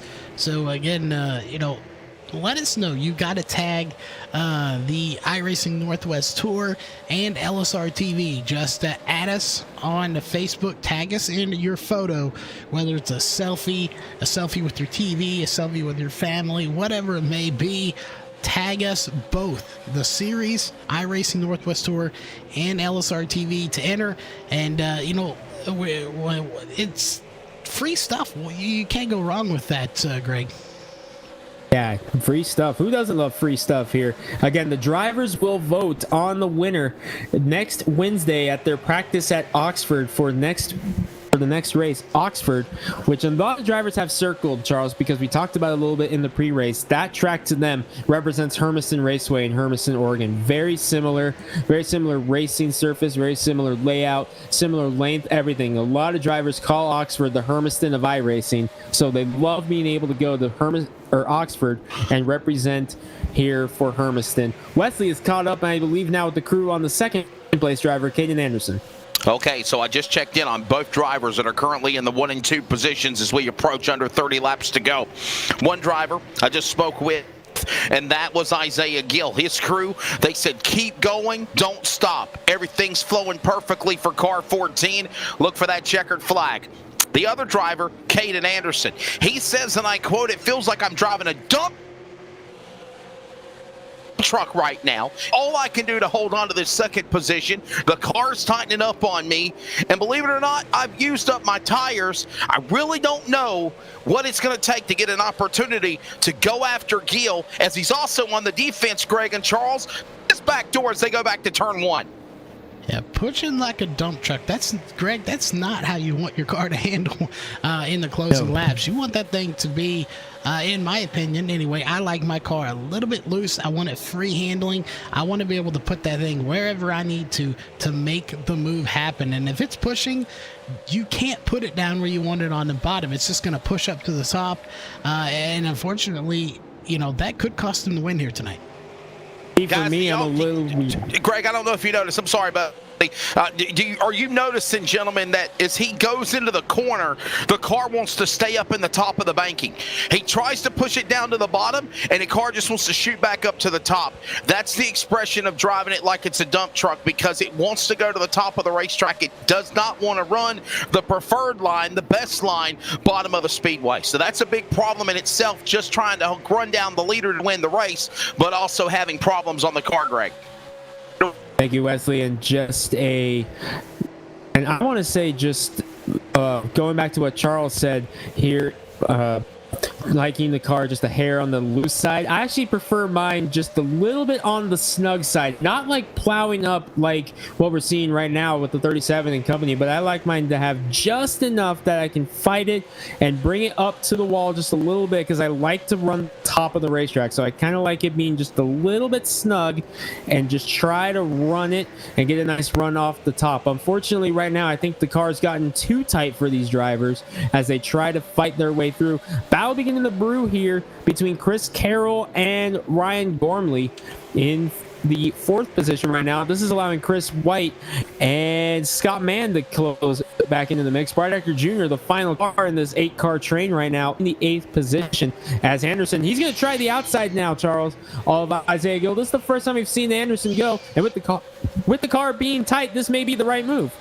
Yeah, and we noticed earlier, just about a lap ago, you saw Anderson get right to the inside of the 14 of Gill, and he had to check up, and he did a very smart move. He did what he had to do. He had to check up. Had he stayed in the gas, he would have come right up to the back quarter panel of that 14, and it would have spun both of them out potentially and wrecked and ruined both of their days. He let off the gas, took it to the outside, and he made that pass. He actually pulled the 96 with him, and that's going to push the 14 of Gill back to 3rd. Still in a podium, but right now, you know, the 14 of Gill, he's been out front leading so much. He is a sitting duck right now, and there are a lot of hungry wolves back there looking for duck dinner tonight.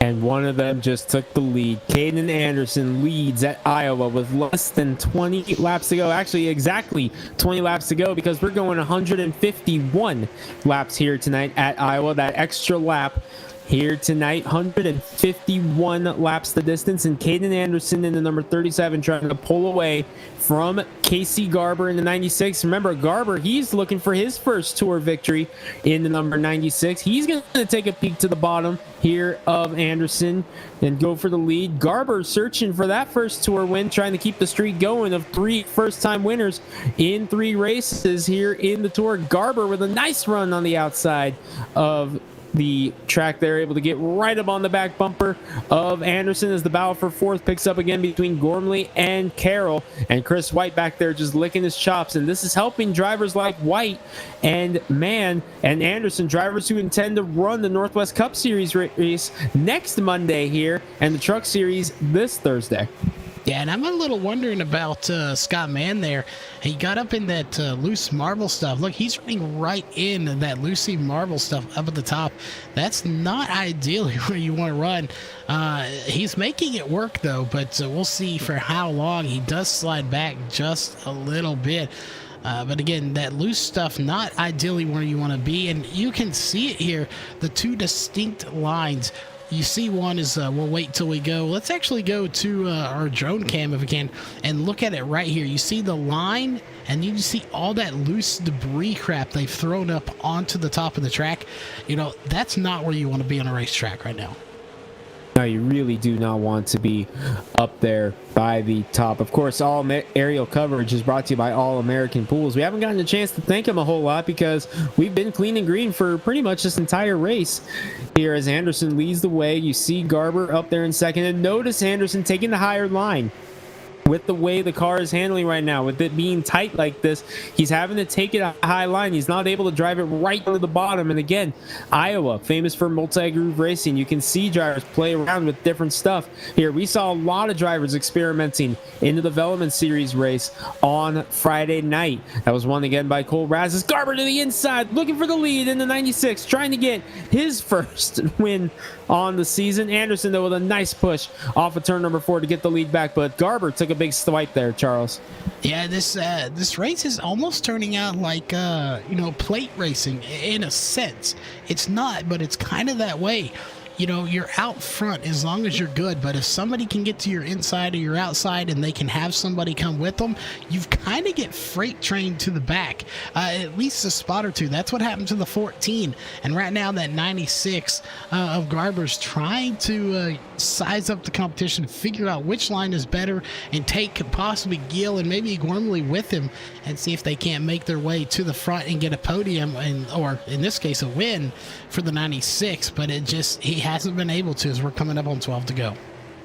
12 laps to go at the line. Gormley still trying to fend off Chris Carroll in the 97, and what this has done while they get battling in back there, this is allowing Chris White and Bart Hector Jr. to close in on it as well. Hector got around Scott Mann, and he's been able to get up there and go after the field. Something happened to Anderson, the 37.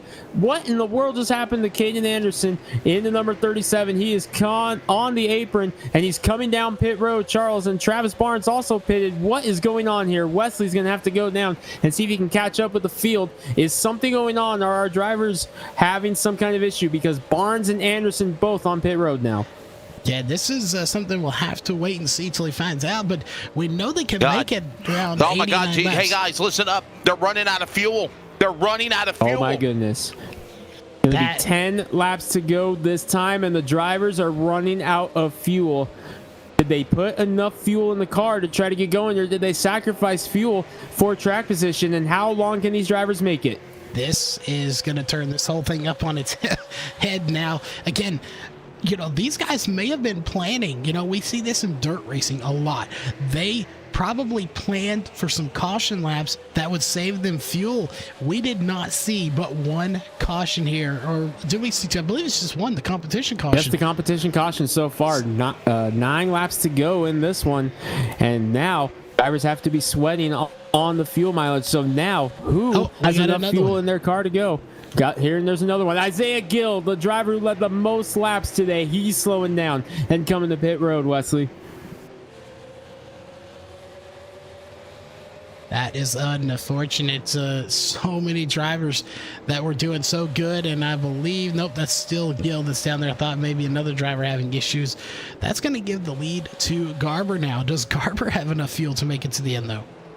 And Bart Hector Jr. is suddenly up to 4th in number 82. Can he get up on the podium for the second straight race here in this one? Carroll on the outside of Gormley as the drivers. Another taker out of fuel, Greg. Another car out of fuel, Isaiah Gill, 14.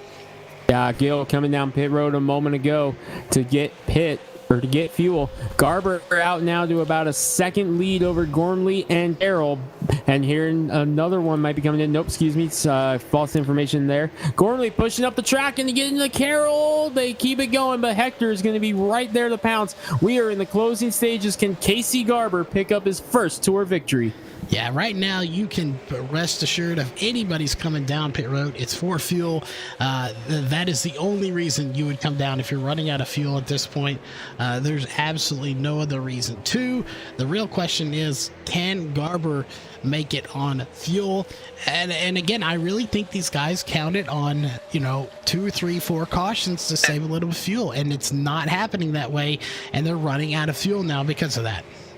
Hey, Charles, I just asked the leader's crew, Casey Garber, can you go all the way? They only said 2 words, yes, sir.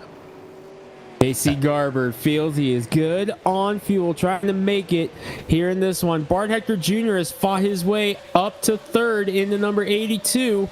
Closing stages here, Charles. We're watching the 44 of Ryan Gormley because he may be running out in the number 44, the Montana driver. We're keeping an eye on Gormley in the 44. He's trying to make it, looking like he's under power still in fourth position, but he has been alerted that he might be running out here soon.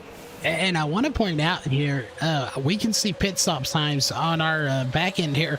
And Garber, 30 seconds on pit road. Carroll, 35 seconds. Some of these guys that are running out of fuel were only on pit road for 25, 26 seconds. About 5 to 6 seconds less. That's the difference. That 5 seconds worth of fuel. 2 laps to go at the line, Charles. Can Casey Garber make it 2 more seconds? He feels he can. Carroll and Hector now in second. Hector finished third last week at North Wilkesboro. Can he get back-to-back podiums here in this one? But it's all Casey Garber coming down in the turn number 3. He's going to see the white flag and the CRN 1 to go. Here it is. White flag. 1 lap to go. It's the CRN 1 to go on LSR TV. 1 lap to go. Fuel was a concern. We didn't even know it was going to be a concern. But right now, it is Casey Garber going to try to pick up his first win this season. And maybe first race ever. I don't know on that. We'll have to get the stats on it. But we definitely. First race, period, here in the Northwest, our iRacing Northwest Tour. And he'll do it right there as he crosses the line. Dare we call it a fuel strategy? It wasn't really a fuel race, but it kind of ended that way. It turned out to be a fuel mileage race, and Casey Garber picking up his first career Northwest Tour victory presented by Joe's Racing Products. And Charles, the streak continues. 3 races, 3 first-time winners. Casey Garber gets it done here at the Northwest Tour here at Iowa. And does he have enough left to burn it down? Yeah, that'll be the question, is he's going to attempt it right here.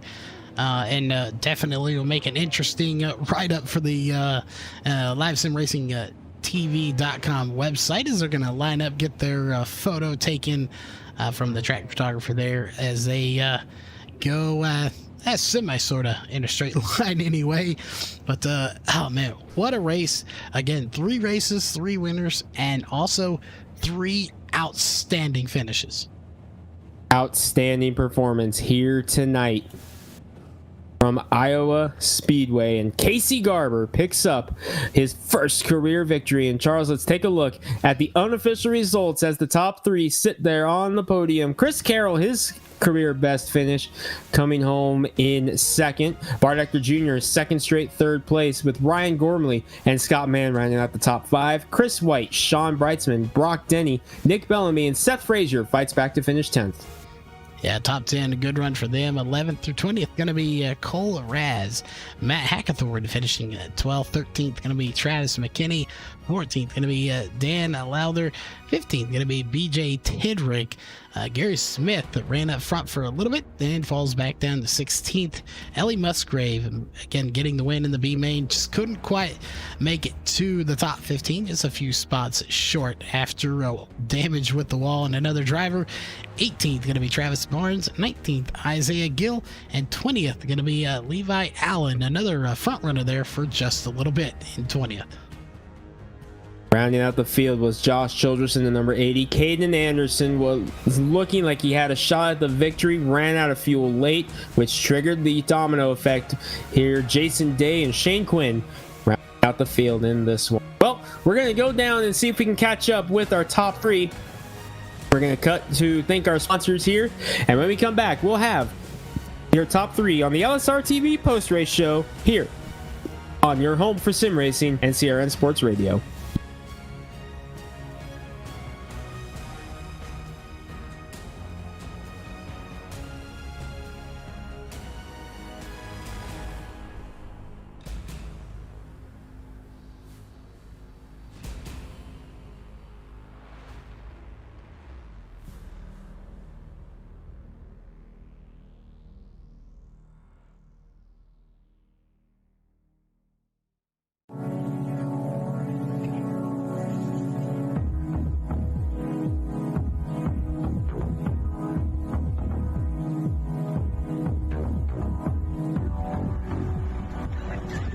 Is this your car?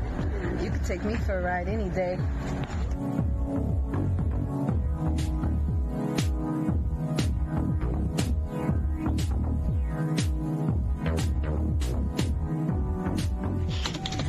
Hey, you take me for a stroll anytime.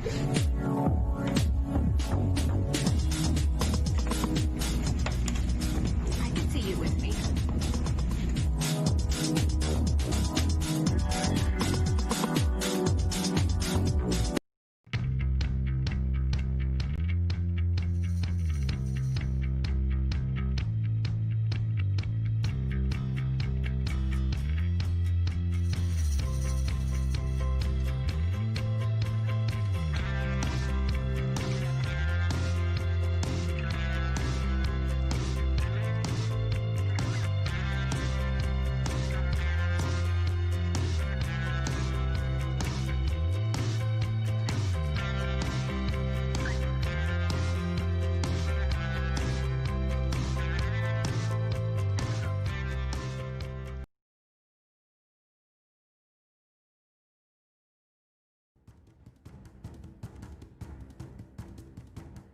Back in Newton, Iowa, from the virtual Iowa Speedway, where Casey Garber just picked up his first career Northwest Tour victory, brought to you by Joe's Racing Products in the Joe's Racing Products 151.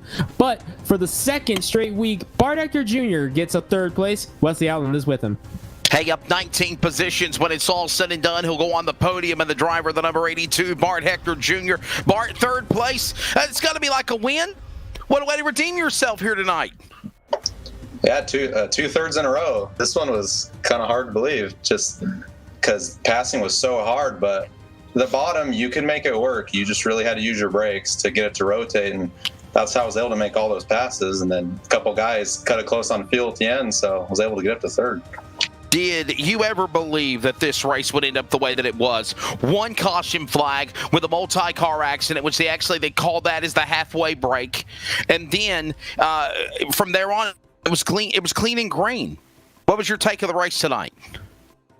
Well, this is a really big track with a lot of room. So honestly, knew it was going to go like this, and I'm glad it did. So third place for you, bud. Before you go, your sponsors. We'll see you in 2 weeks at Oxford Plains Speedway, November 29th. And I thank you guys for letting me run that paint scheme, and then thanks to Andy Fuller for letting me run the computer. Bart Hector, car number 82, the LSR TV, Joe's Racing Products entry, finishing now for the second week in a row, third place on the podium. Gentlemen, always a pleasure being your Joe's Racing Products iRacing pit reporter. We'll see you in 2 weeks at Oxford Plains, and then it's on to the Snowball Derby. Of course, check that out at Speed 51, as I will for real be a Joe's Racing Products reporter. But for now, Charles Wooten is going to go down and talk to the second place man, the 97 of Chris Carroll. Chris Carroll bringing home a second place here tonight. Again, another crazy, wild finish here. I define it as wild anyway. Fuel strategy coming into play here when we didn't even expect it. Chris, you get a second place finish on a couple of drivers gambling on fuel, possibly not taking enough during the one caution we had on pit road. You know, yeah, second place, no matter how you get it, is good. Is one man mistakes, your treasure here tonight, getting second place? Well, I wondered about that when we were pitting. I saw how much fuel we had at the end of the run, and I saw them leave early, and I'm like, man, what do they know that I don't know? And then it made sense when they dropped off at the end there. But I think we were all just guessing on fuel. I don't think any of us knew what we were actually doing there. I just filled it up. Well, and we have to ask, had we maybe seen a caution or two cautions later in this race, do you think the outcome of this race may have changed a little bit as far as who was in the top three? Maybe so. I think Bart was the fastest guy at the end. I think he saved a lot, and he was looking good at the end. I saw him coming in my mirror. But it may have changed around a bit, but who knows with restarts, and maybe guys spin the tires, and we'll never know until it happens. So it was a great race, though. It definitely was a great race. And of course, one last question before we let you thank your sponsors there at the end of this question.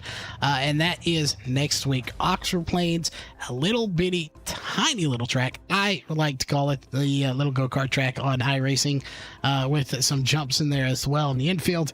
But from the biggest oval to probably the smallest oval, what does next week bring that tonight didn't have? And what are you expecting from that race? Well, Cody, I am not going to lie to you, sir. I absolutely hate Oxford. I would rather eat Brussels sprouts and go racing there. Everything about that place, I don't jive with it. So hoping to not do any jumps next week and just get through the race and hopefully get some points out of that joint.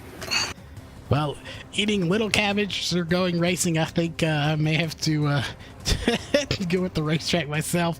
I absolutely despise Brussels sprouts, but who do you got to thank on the car for that the race tonight for making it as fast as it was?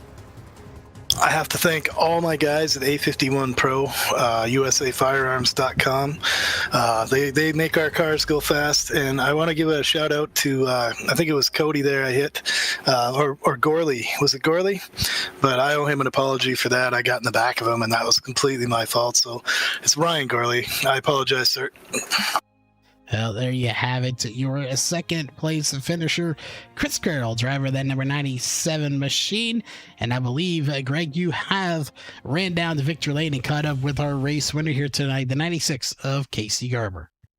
And Casey Garber, you and I have done this a time or two before on the front stretches of various tracks in the Northwest, but our first time here on the iRacing server, getting the win, making the fuel mileage last.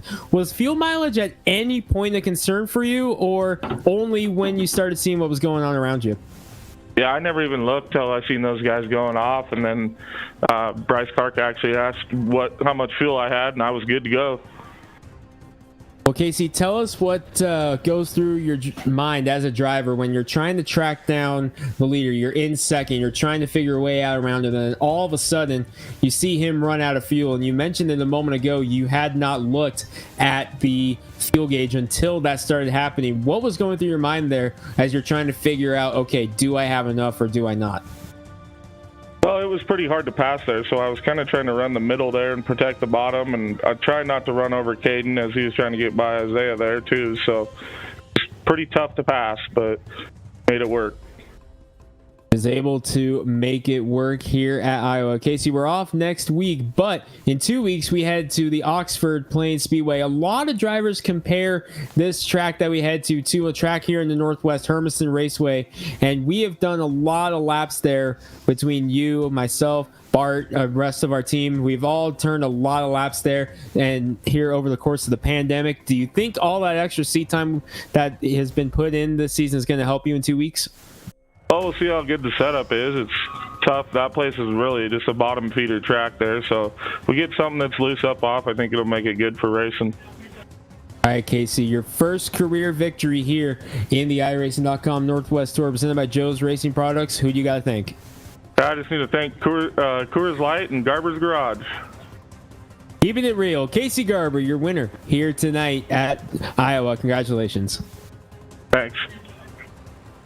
Well, Charles, that's going to wrap things up at Iowa. A 151-lap race. We did not expect it to come down to fuel mileage. It did. What was your thoughts here on tonight's race at Iowa? And what do you expect in 2 weeks when we hit Oxford? Well, to be honest, I don't know how Oxford Plains is going to go.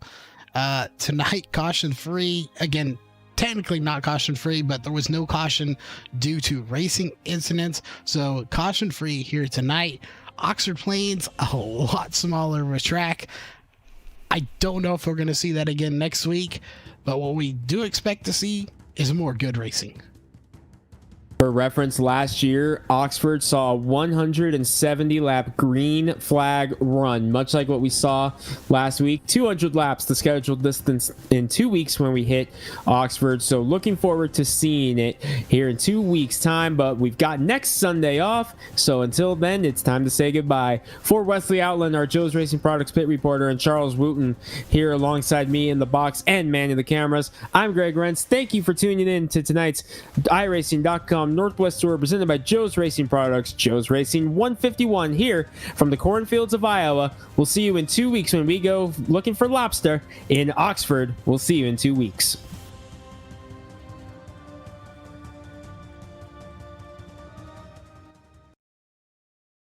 This broadcast is the copyrighted work of LSR TV and may not be rebroadcast, retranslated, or used in any form without the express written consent of 52 Media LLC and iRacing.com Motorsports Simulations. LSR TV would like to thank